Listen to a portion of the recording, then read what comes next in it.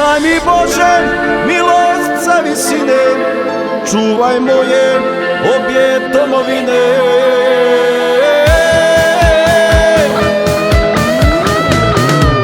U srcu mi cijela Bosna i Hercegovina,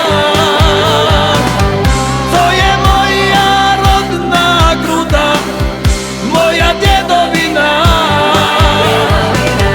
A u duši lijepa naša, ko otac i majka, volim kamen, more, sinje i polja od zlata.